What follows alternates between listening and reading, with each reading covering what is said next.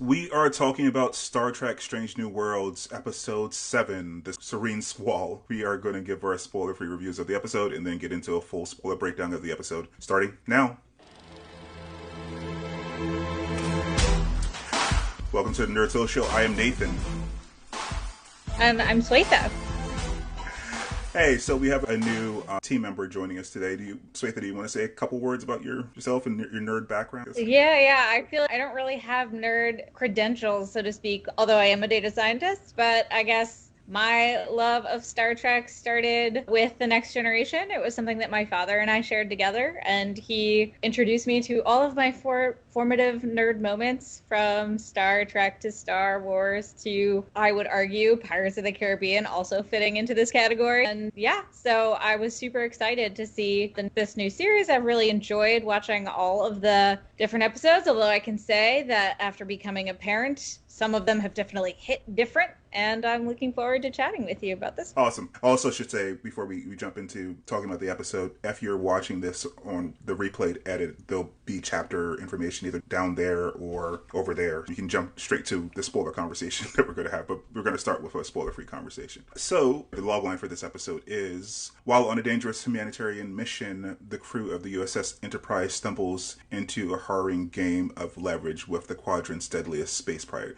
So, what did you think of this episode? I have to say, I think one of my favorite things about most of the new material coming out about Star Trek right now is the new ways in which we get to explore Spock's character. And I think particularly in this episode, it really starts to hone in on what those central conflicts will look like, and it sets us up for what I'm hoping to be many more episodes on a similar topic. And I appreciate overall both the ways in which it harkens back to old days of like twists and turns and crazy things that people didn't expect. And yeah, I thought it was really well done. I appreciated the chemistry. I think the chemistry between the cast really got to speak in this episode. Yeah. So I actually did a shorter spoiler-free review earlier this morning. This isn't my favorite episode of the season. It's not terrible for me, but there are just some weird things that are going on that we can talk about when we get into the spoiler conversation. But as I said in my spoiler-free review, which I'll link above, there were just some weird writing choices. I think the writers made the cast do some things that didn't make sense just because they wanted them to be in a place.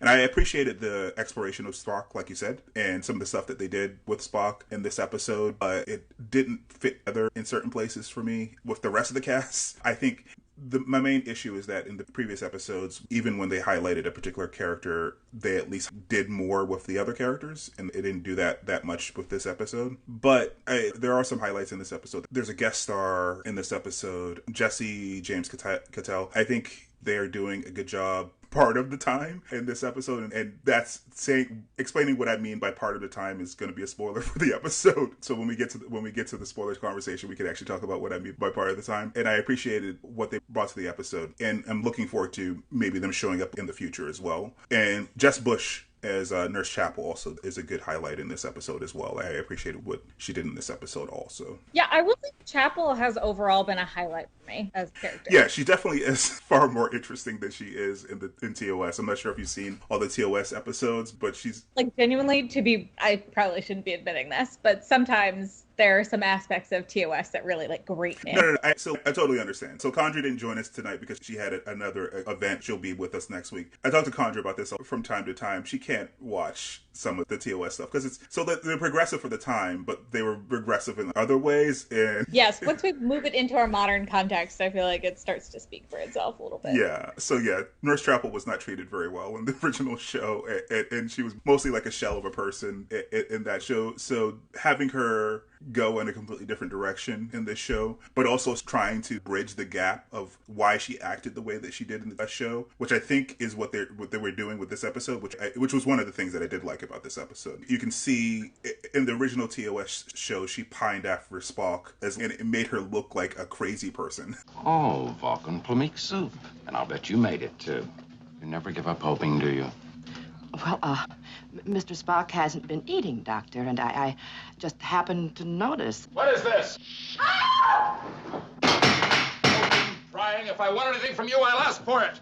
But I think they're knitting that together a little bit here, and it makes her look less crazy. Yeah. Most like she's a complete person. She's a complete person. Desires. Exactly. Yeah. So I appreciated what they did with Nurse Chapel, played by Jess Bush. Who's done a great job this entire season. I'm looking forward to getting more about her backstory and understanding her more, because as it is right now, she's not a Starfleet officer. She's like on loan from, I think it was like the Stanford Morehouse something or another program. So yeah, I'm looking forward to hearing or understanding more about her background so that we get a fuller picture of this character, and maybe we'll see her after the show ended, after they had the 5-year mission, but it was canceled after 3 seasons. They did the first movie, and they specifically wrote Nurse Chapel out because she apparently became a doctor, and Bones didn't want someone questioning him. I hear Chapel's an MD now.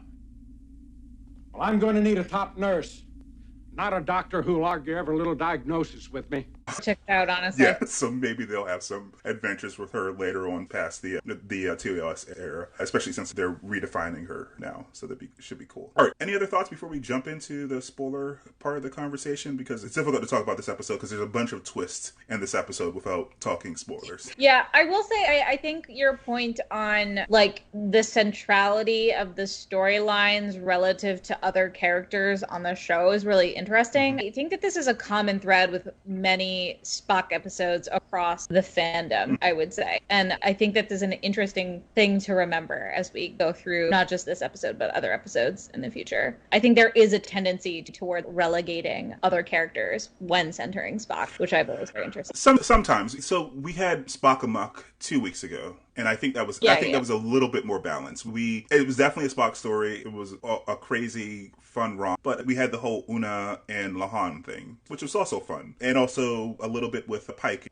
in the diplomatic thing that he was doing. Yeah, I think that has been the case generally in Trek, but I think that they had found a better balance in this show until this episode, where it seemed like it was mostly focused on Spock, and they got everyone out of the way, and they gave them this. It had them make a lot of ridiculous decisions, to me anyway, for them to get cleared away. And the subplot that they gave them was fine, but it was a completely different tone than what was happening with the Spock storyline as well. So it was like two different shows. So that's why. The juxtaposition of the two. Yeah, we'll get into it. So that's why, like I said, it's not a terrible episode. Because all the episodes this season have been like above average, I think I've given like every other episode like at least a 7 or 7.5. I gave this one a 6.5. It's not like mediocre or anything. It's just, I don't know, a little above middle of the road for me. Because like I said, there are some good elements. I like the Nurse Chapel stuff. I like some of what they're trying to do with Spock. I like some of what they did with Dr. Aspen. But like I said, the rest of the crew was shunted away. So that was my main issue with this episode. All right, I guess we should jump into some spoiler talk. So before I do that, I should say, if you're enjoying the conversation, please comment down below and subscribe. We're really trying to get to 1,000 subscribers by the end of the summer. It really helps us grow the channel and give you more content like this. So we appreciate it. All right, so spoilers ahead.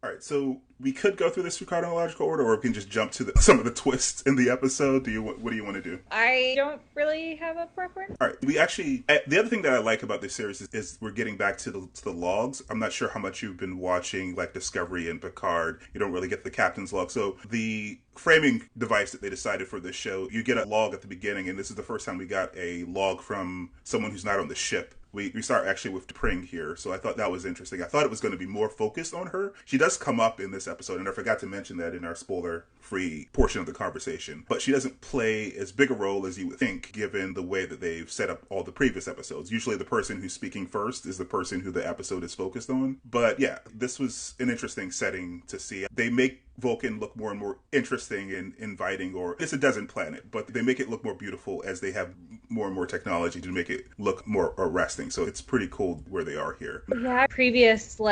demonstrations of Vulcan, like you get like just a classic Mars look, which really doesn't look inviting at all, and the excuse I feel like that's given is always, oh, we're Vulcan, we don't care about that. Yeah. But it seems antithetical for a society that has like such beautiful technology and like advancements in logic and whatever to like, it's been nice to be able to see that progression. Yeah. So the conversation with them in the beginning is funny because he definitely is uncomfortable. I'm actually not familiar with some of these books either, but she does seem very eager to try to make this work. And you can see that in the previous episode as well, like the Spock and the Muck episode. And every episode that she's been in, she's been really good, which makes it it sad that their relationship isn't going to work out, because if you watch Amok Time, their relationship doesn't work out.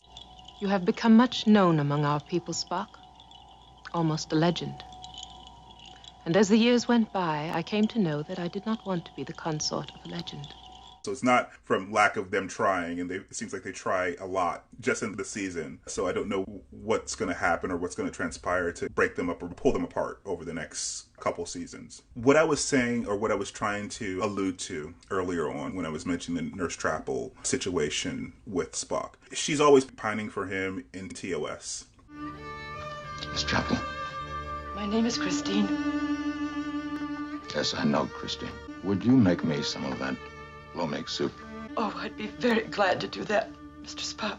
The way that they set this episode up with what they do on the bridge later on, it seems like it makes her seem far more reasonable and almost like he's gaslighting her. Not on purpose, but he's not very clear about who he is and what he wants. And she assumes that he's being truthful because he's a Vulcan, but he's also a half Vulcan. So even if he doesn't mean to lie, he might be lying. So it seems like that kiss did have some sort of passion behind it on the bridge, even though she was sure. Oh, yeah. So I can understand why she's confused. And it makes her pining after him in TOS make more sense, because like I said, it seems like she's slightly being gaslit by him, even though he doesn't intend to do that. He also does, in a very human sense, open up to her. The last time I gave you relationship advice, you kind of went overboard. I promise not to do so again. I need a friend. And I think it's really hard for, especially starting with those beginning conversations, building off of the previous relationship advice like Chapel has given him in the past. Mm-hmm. Like, I think it makes a lot of, it's hard when someone who is known for being not emotionally vulnerable comes up with what, in a human sense, feels very emotionally vulnerable. Right. Yeah, he's come to her a lot and tried to confide in her a lot, which you can, from her perspective, you can start to grow an affinity for this person, because like you said, he's supposed to be unemotional and he's opening up to you. He's coming to you. You can start to, yeah. So I'm definitely interested to see how the T'Pring and Spock relationship evolve. Or devolve. But I'm also interested to see how her feelings, Nurse Chapel's feelings, evolve as well, or how she puts them in context based upon what's going on with Spock and what she perceives is going on with Spock and what he actually says and what actually happens with their friendship. So yeah. So did you see that what I was saying earlier about Dr. Aspen? Did you see that turn coming? The Serene Squall is your ship. And now so is the Enterprise.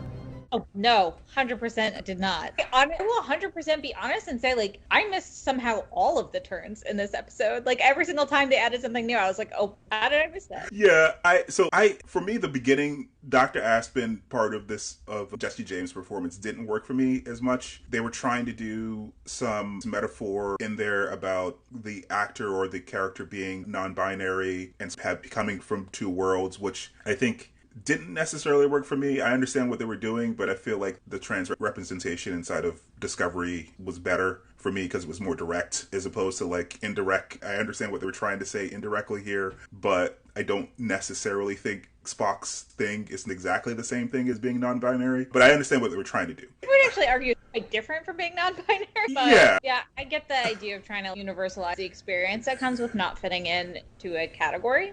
Right, but like I said, I think when they dealt with it directly in Discovery, I think it was more effective to just talk about it directly as opposed to like trying to talk about it by talking about Spock, because I think his issues are his issues and they're very specific to him. I think that you can't even really say that it's the same as being mixed race here on our world, because our races are constructs, but he actually comes from two different species. Yeah. But when Dr. Aspen turns into Angel, I loved all that. She was like showing the scenery. She was awesome. I look like the actress is non-binary, but she has pronouns. She, her pronouns. So that's what, when I'm talking about the performance, I'll say she, her. The character is they, them. So yeah, the performance was great after the turn. But yeah, I didn't see it either. But I definitely enjoyed the pirate part. Can we appreciate just like the dramatic effect of just seeing her on the bridge? Yeah. Just, this is mine now. Yeah, and this is in a long line of Star Trek episodes when someone takes over the ship. But what I also appreciate about these Strange New World episodes, they do like a classic episode trope. So this is a pirates take over the ship trope. And we've had a lot of episodes like this. I'm not going to go through them because I just watched the Ready Room and they went through them. So you can just watch the Ready Room and see all of them. But that's the trope that they're going with here, but they're also trying to do something with Spock. They're trying to do something with Nurse Chapel here. But like I said, the rest of the crew is off to the side in this episode. I don't know. What did you think about the mutiny storyline here? Like I said, I thought it was fine, but it was... what else you can expect, but yeah. I don't know where Hemmer is. I haven't seen him in a couple weeks now. Like, where's their chief engineer? And also, where's everyone from the ship? This is a very small cage. Yeah, although that is like kind of that's how the Trek universe does this. It's pretty occasionally. No, I will actually even say that when we're left with episodes that are similar and you have the crew abandoned on a planet, for example, a very similarly situated trope, you'll see 10 people. Well, and you're like, can't possibly be the entire ship. I think that when I'm thinking about the Star Trek Voyager episode when they were abandoned on the planet. I think you actually saw most of the crew. The thing is, but that's also the thing that I'm referencing, and I swear you don't. Like, I think it's like very few people relative to. I think they even said that Voyager had like over 200 people. Yeah, I don't know. I know that crew complement was less than the Enterprise, because the Enterprise was like a Galaxy class ship, and it was an Intrepid class, and also it wasn't at full crew complement when they got sucked into the. Yes, yeah, but they also merged with Maquis. So was it the Maquis that took over the ship? I forget who took them and abandoned them on that. What was it? Seska? It was Seska working with the people who would be the villains, but then they decided to go a different way, similar to TNG. Decided not to go with the Ferengi. I forget what their names. No, the Romans were awesome. Yeah. God, why is this escaping my memory now? Yeah, they weren't that compelling. They were like a very light Klingon race. They tried to make them diet Klingons. I don't remember their names either. I guess it doesn't matter. They don't show up. They abandoned so quickly. I feel like. Yeah, they don't show up past season 2. I think Siska maybe catches up with the ship, and then they don't show up much after that. Anyway. Slight digression. Yeah, slight digression. The Kazon. Okay. Yeah. That's gonna bother. Let's see. I do like this line, even though I don't think that making parallels between Spock and being non-binary necessarily works. I do like this conversation, the part of this conversation where he's saying that's merely genetics, and then they say that's geography. I don't know if it necessarily works, because like I said, he does come from 2 different planets, which are 2 different species. And Condra's actually a microbiologist, so we've had conversations about how this would ever work when you're trying to merge 2 species, but I get it's far more complicated than they're laying it out here, I think. But I do appreciate that they are delving into this, because this is something that Spock wrestles with a lot in TOS, but also in the movies as well. So it's good that they are focusing on it here. There are a couple other twists, but like the other major twist is his brother showing up at the end. So that, I don't remember, what movie does he show up in? Cybok? Spock. It's me. It's Cybok.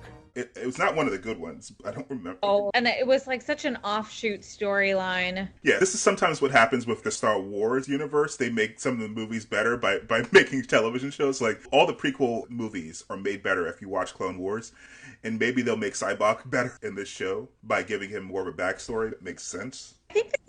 I think that they're off to a stronger start start in the negative values. But I think, like, in general, I think one of the more compelling things that have happened over the course of modernizing the Trek universe is the ability to be more emotionally driven about some of the plot lines. And I think that alone, will set us up much nicer for hearing about Spock's brother. Which not a lot of people, a very loud contingent of so-called Trek fans have been complaining about since Discovery started, but I appreciate, and lots of people appreciate, and isn't going to change. Even in this version that they say that they love, because it's back to episodic storytelling, they're not resetting their emotions after the next episode. It's like carrying into the next, which is what they did in the previous shows. But I feel like people don't understand that, like, those shows were made in a particular era and they were in syndication, so you had to do that, because who knows what order people would watch the episodes in. But you can't have logical conversations with some people about this stuff. Yeah, this is not one of those things. Like, people watch for different reasons, and if this is a hard deal breaker for you, then that is unfortunate, because it leads to other beautiful things. But I guess, like, it's just not going to land. Yeah. I'm trying to think we're jumping around a little bit, which is fine. I'm trying to think if we missed thing in the episode. There's the turn. Oh, there's the fact that Angel is partnered with Cybok. So we're definitely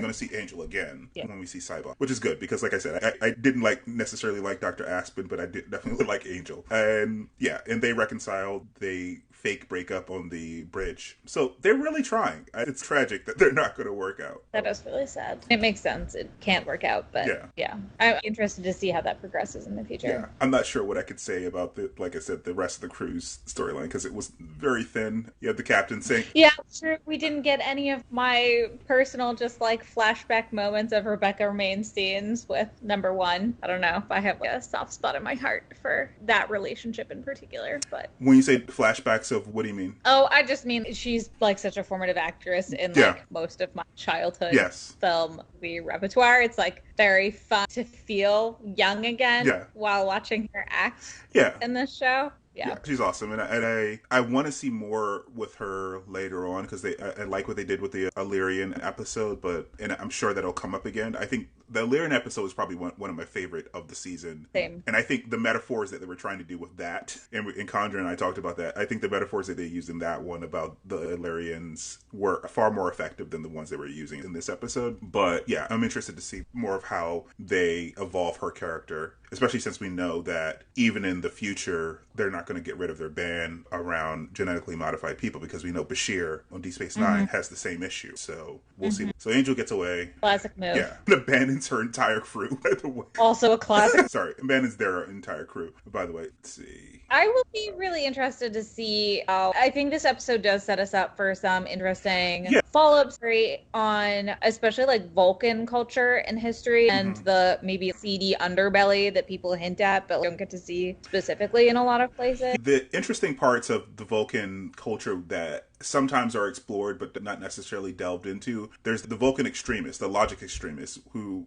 do terrorist things because they don't want to be part of the Federation. And then there are the Vulcans who are like Spock's brother. You ordered me to kill my brother. Sybok also is a son of Sarek, who don't want anything to do with logic. So yeah, getting more about the Vulcan culture so that the Vulcans aren't a monoculture like they tend to do in Star Trek would be good. Because they did a little bit of that, or actually did a lot of that in Enterprise prequel show with Archer, with T'Pol, and I would like to see more of that. Which I love. I think she was like a highlight of the show for me. How short-lived it was. Yeah, they didn't get 7 seasons, but they got 5, and a lot of it was good, especially the later seasons. So yeah, and what they did with her specifically, she was the first one. I think in Discovery they say that Spock has something like autism, I think, or something like that.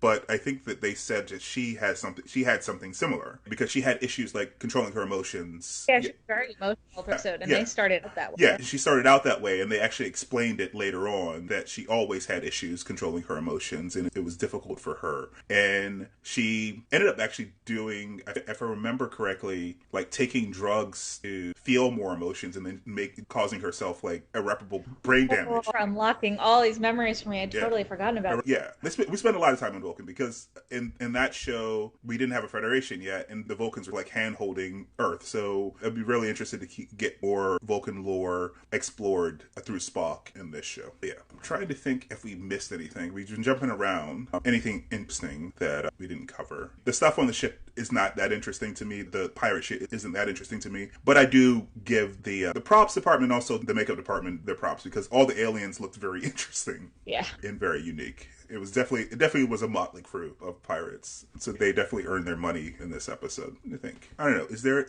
any other thoughts? Anything else that we missed for this episode? I don't think so. I think it's like, this wasn't like a heavy plot driven episode, right? Like it was very much an emotional journey that you went on with a couple of the characters that I think sets up for what I anticipate will have the ship's engagement with Vulcans in the future, especially with like Vulcan politics. Like I think if the creators and directors of the show don't go in that direction, it will be a missed opportunity. Yeah. Because I think this opens that door for many more episodes. Yeah, I think for me, even though this is my least favorite of the season, and there's no real reason to revisit it, it does set up a lot of interesting things. It sets up the Nurse Chapel Spock thing. We get more progression into the Pring Spock relationship. Like you said, possibly opening up a lot of things on Vulcan. We get the Sybok and Angel plot that I'm sure they're going to develop in the future. So even though, like I said, I don't know if I'll revisit this, it does set up a lot of things that are potentially going to be interesting down the road. So yeah, we shall see. Yeah. All right. That is what we think, but we're interested to hear what you guys think. So please comment down below. to join the conversation. Like and subscribe to get more content like this. And we will see you next time. All right, guys. Yes. Bye.